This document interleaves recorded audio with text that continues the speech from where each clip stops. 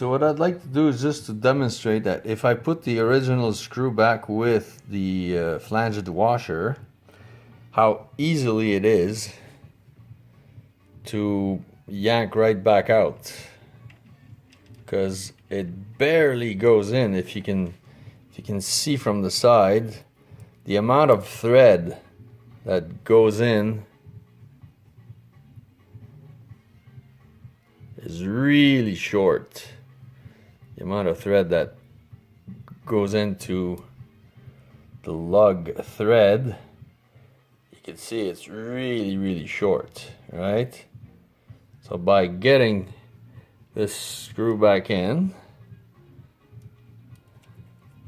just gonna finger tighten it, and that's it. It just goes like 2-3 millimeters, and that's about as much as I can get. Now if I try to screw this, now it's already stripped. This one's gone. So as I was playing, this screw just came off, and so I can't quite do it with my fingers, but once you put the pressure from the lug here, and this screw has a tendency to just pop out this way because the pressure of the lug, of course, pressure of the lug is like pulling on this. So as it pulls, it creates a lever effect with the first screw, and the whole assembly has a tendency to rock out of its socket like this way, right? If you can see, if I could zoom out, then it's like this whole thing wants to pivot like this, hence pulling more on the bottom screw than on the top screw. So it's a design flaw that these screws are too short. That's my only complaint, concern. You know, this is like a signature model series snare that retails for over $1,000 Canadian. I think this problem should be addressed. Now I will remove the original screw.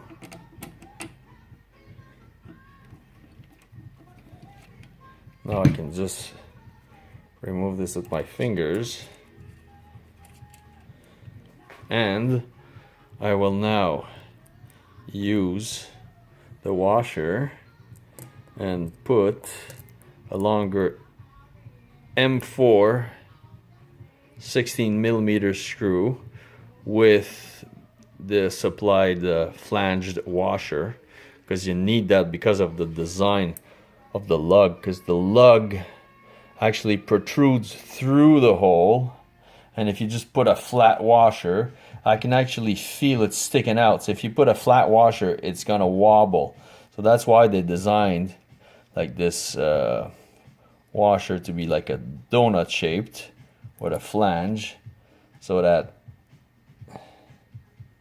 you can actually see it's sticking out. It's not flat, right? So by putting it in here, now just screwing it to where the threads are stripped, you can see how much screw is still coming out. But I can actually screw all this into the lug, because you see the lug threads are long enough, and it goes right to the end. And I make it a snug, tight fit, not too much because I don't want to strip the rest of the threads inside.